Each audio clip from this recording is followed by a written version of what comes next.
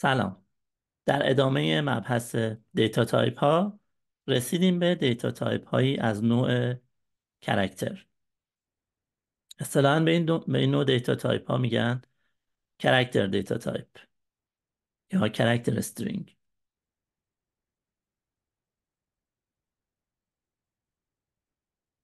دیتا تایپ های کرکتری به 4 دسته کلی تقسیم میشن. دسته اول از جنس کر هستن، بهشون میگن دیتا تایپ کر، که تا 8000 کرکتر قابلیت اینو دارن که دیتا در خودشون ذخیره کنن. به تعداد کرکترهایی که ذخیره میشه ماکسیموم تا 8000 کرکتر فضا اشغال میکنن. پس دیتا تایپ های کر از 0 تا 8000 کرکتر ذخیره میشه. در کنار اونها دیتا تایپ ورکر رو داریم که اونم از 0 تا 8000 کرکتر ذخیره میشه. ولی یه تفاوت خیلی مهم این دوتا با هم دارن. من اینجا باید تفاوت مهمش رو بهتون بگم. اجازه بده این دوتا مورد دیگر رو هم بگم، بعد بیایم سراغ بررسی دقیق این دوتا دیتا تایپ. خب دیتا تایپ که رو گفتم تا 8000 کرکتر توش ذخیره میشه. یه استرینگ، توضیح کلیش این دیتا تایپ های از جنس کر یا ورکر یا کلا کرکتر استرینگ ها اسمش مشخصه، از جنس استرینگه، یعنی رشته ای هستن. یعنی شما میتونید توی اون یک رشته سیو کنید، یه رشته دیتا. اگر عدد توش سیو کنید، عدد به صورت رشته باش برخورد میشه. مثلا توش میتونید نام خانوادگی بذارید، میتونید مثلا شماره، فرض کنید که پلاک ماشین رو بذارید. خب پلاک ماشین هم توش عدد داره، هم توش رشته داره. همه اینا از جنس استرینگ خواهند. دیتا تایپ ورکر مکس رو داریم که معادل همون ورکره، ولی حجم دیتای خیلی بیشتری در خودش ذخیره میکنه. یعنی 2 به توان 31 کرکتر دیتا ذخیره میکنه. و دیتا تایپ دیگه ای داریم به اسم تکست که اون هم تقریبا معادل همون ورکر مکس، البته یه مقدار کمتر از اون، ولی ساختار قدیمی اسکیول سرور. یعنی توصیه میکنه مایکروسافت که شما اگه بخواین الان اسکیول سرور رو استفاده کنید و دیتا تایپی از نوع ورکر بگیرید، اگر فکر میکنید که حجم اون رشته یا حجم اون استرینگ بیشتر از 8000 کرکتر هست، بیاین و تایپش رو ورکر مکس بگیرید. معادل ورکر مکس کر مکس رو هم داریم که خواهیم دید. خب اما بریم سراغ مقایسه این دوتا دیتابیس، دیتا تایپ. داده های دیتا تایپ کرکتری از جنس فیکست هستن، یعنی بهش میگیم فیکس لنث. فیکس لنث یعنی چی؟ یعنی طولشون ثابته. به همون اندازه که طول دیتا تایپ تعیین میشه، همون اندازه هم فضا ذخیره میکنه.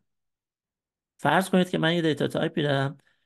فرض کنید دیتا تایپ اسمش هست نیم، یه فیلدی دارم اسمش هست نیم. گفتم که نیم تایپش باشه کر 10 تایی.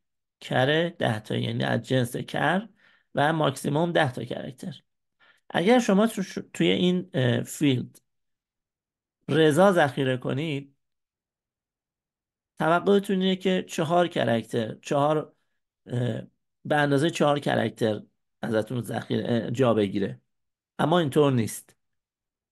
در دیتا تایپ های کر تمام طول دیتا تایپ چون به صورت فیکس لنت هستن کامل در هارد ذخیره میشه. یعنی بازم شما چه یه دونش رو پر کنید، چه 9 تاشو پر کنید، چه 10 تاشو پر کنید از اون رشته، باز هم 10 تا ذخیره میشه. خب مابقیش چیه؟ من که گفتم رضا 4 تا پر شده، مابقیش که چیکار کنم؟ چی پر میشه؟ اگه دیتا تایپتون، اگه اون وریبلتون یا مقداری که دارید توی اون دیتا تایپ ذخیره میکنید، توی اون رشته ذخیره میکنید، اندازه خودش باشه، مثلا 10 تا باشه، خب همون 10 تا رو میگیره و اوکی. اگه کمتر از اون باشه، اضافاتش رو اسپیس قرار میده، یه دونه جای خالی قرار میده. یعنی جای اسپیس معادل خالی نیست، اسپیس معادل یه کرکتره. پس حواسمون باشه دیتا تایپ های جنس کر فیکس لنت هستن و یعنی همون مقدار دیتایی که گفتیم برای طولش باشه همون رو همیشه ذخیره میکنن، اهم از این که پر باشه، خالی باشه یا بخشی از اون پر باشه. اما دیتا تایپ های ورکر، دیتا تایپ های ورکر از جنس variable length هستند. یعنی چی؟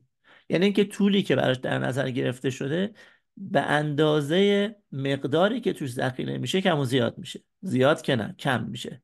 فرض کنید که همین مثالی که الان زدم، فرض کنید نام و نام خانوادگی. من اومدم گفتم فرض کنید فامیلی، فیلد فامیلی رو گفتم ورکر 50. ورکر 50 یعنی تایپش ورکره و ماکسیموم طولی که توش میتونه، یعنی ماکسیموم رشته‌ای که میتونه توش ذخیره بشه 50 تا کرکتر هست. خب من اینجا تایپ میکنم، توی این دیتا تایپ مینویسم معاشرتی.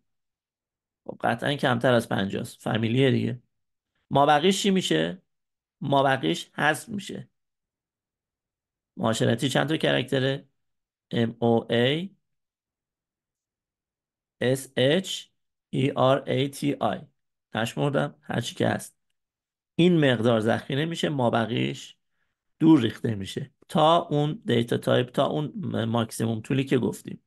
یا اگه بذاریم مثلا هر جنسی، مثلا همون رضا رو بذاریم اینجا، اگه گفتیم طولش 50 تاست، 4 تا بایت ذخیره میشه، یعنی ما بقیش استفاده نمیشه. پس تفاوت عمدهش اینه که از نظر حجم دیتا، از نظر مقدار ذخیره سازی دیتا در هارد، دیتا تایپ های ورکر کوچکتر مساوی اون ماکسیموم اندازه که براش در نظر گرفتیم ذخیره میشه. اما دیتا تایپ های کر دقیقا معادل اون ماکسیموم طولی که در نظر گرفتیم دیتا ذخیره میشه. یعنی مقدار حافظه بیشتری دیتا تایپ های کر استفاده میکنن روی هارد به نسبت دیتا تایپ های ورکر.